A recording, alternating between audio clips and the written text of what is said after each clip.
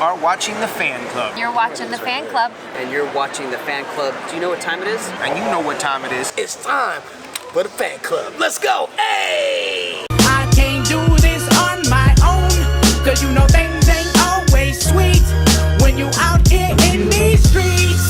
But my morpher when it morphed, I made a fake one. What is going on, everybody? Welcome to the Fan Club. It is your boy Dan Brosnan in the building, and in this video we are going to be breaking down Go Loser Ranger Season 1 Episode 8 Shout Out Loud Cadets. This was a continuation of the last episode, episode 7. Let's give you a short briefing of what happened in the last episode. As the first day of the Ranger exam comes to a close, the trainees are left reeling from exhaustion and despair. Despite the Proctor's seemingly sadistic tactics, Dee remains optimistic and determined to pass, even as others doubt their chances. The introduction of a new character shakes up the narrative, and the episode takes a darker turn as the complexity of supporting the villainous army is explored. As the second day of the exam begins, the trainees' desperation grows, leading to divisions and ruthless attacks in their quest to secure a spot as a ranger. That monster that appears Peltrola is freaking awesome. I'm probably butchering all of the names. I apologize. But oh my god, this show is just nuts. And then you get into episode 8 and Peltrola takes it up another notch. Let's get into it. Shout Out Loud Cadets episode 8 is a masterclass in building anxiety and dread, expertly crafted to keep viewers on the edge of their seats. Just when you think things cannot get any worse, the episode throws in more twists and turns that will leave you questioning everything. The episode starts on a high note with Dee and his team pulling off a trick to retrieve the lost key, bringing them closer and humanizing Dee further. Despite his protests, it's clear that Dee is developing bonds with his human teammates, and his perception of humanity is slowly shifting. The introduction of Koguma, the second human to learn Dee's true nature, adds a new layer of complexity as he's willing to accept Dee for who he is, even if Dee doesn't reciprocate the sentiment. But just as things seem to be looking up, the episode takes a dark turn, revealing that some Rangers are willing to work with villains to cleanse the corrupt Ranger Association, and that a formidable boss villain has not only survived, but he is going around taking out these Rangers, man. He is running around and taking people's heads off. Now, I have a question. Maybe somebody out there can kill me in the comments or tell me where I'm wrong. Is Koguma the guy, the Blue Ranger dude, little guy? He got hit by Peltrola, but then he was in the next scene and was like good. Like, I mean, he was limping a little bit, but I wonder, like, is he cool? Or is that the monster corrupted him? Like, keep your eye on that. Maybe I'm just kind of overlooking this or looking too far into this. Maybe I'm missing something. So if somebody out there wants to correct me, I'm not going to be too upset about it because maybe I'm just kind of missing something. The episode's nonstop surprises and cliffhangers will leave you on the edge of your seat, just like me, wondering how Dee can possibly navigate the treacherous landscape and hold on to his prejudices in the face of such overwhelming evidence. With beloved characters, fates hanging in the balance, the next episode can't come soon enough. I love this because Dee is still thinking that the boss guys are dead, like they're defeated. But there was just a big old boss running around taking people out. Like, he is definitely here. And are there more? And Dee doesn't want to believe that because he's like, dude, this whole time, where in the hell have they been? We've been for 13 years hiding out. So what's going on exactly with this villain? Does this villain have any connection to the Rangers? Like, how did he come about? I believe we are going to learn so much more. The one thing that I am tired about, I'm tired of seeing them in the parking garages, but that's probably my only complaint.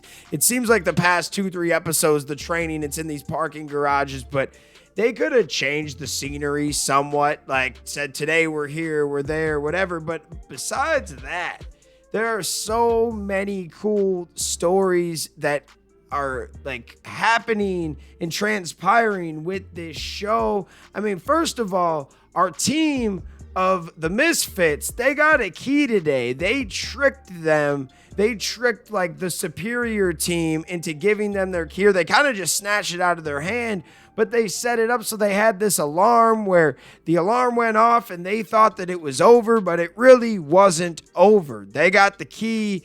It was freaking great. They also find a way to take off the top of their like lightsaber sword looking thing. So all of the power just goes crazy and it's just like one giant, huge stream of power. D was beating the crap out of that one dude until he figured out how to break his off.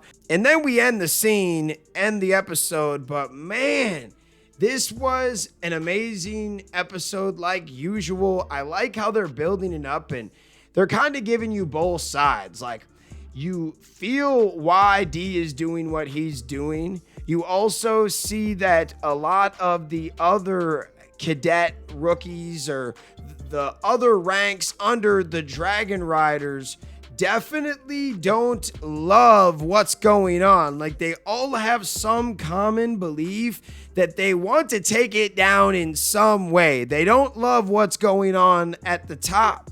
I think that makes us understand the characters, especially a villain fighter character like D, a lot better.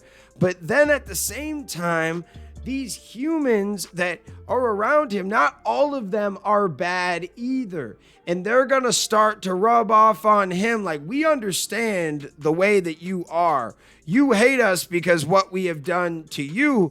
But at the same time, we're not all like that. And I think he is going to generate some real relationships through this, but he's still fighting it. Like, in his head, he still thinks that he's playing them and that he's just using everybody, but he will show some type of affection eventually. I think so.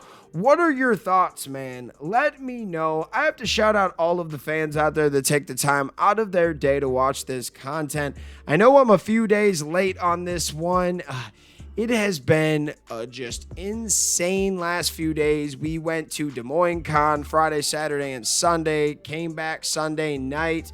And yesterday was all about getting out con footage, editing videos. We still have more to do, but I wanted to make sure that we get some more videos out, including this one.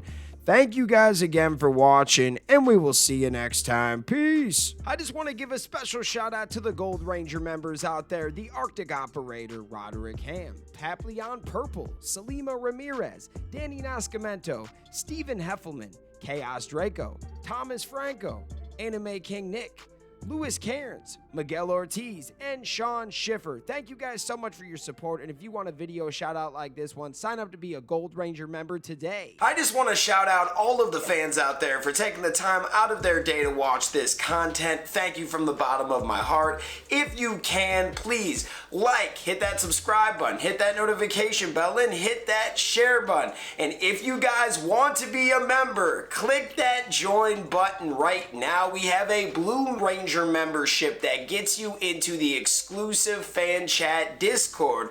Then we have the Gold Ranger membership. It gets you into the fan chat, but you also get a video shout out at the end of every video.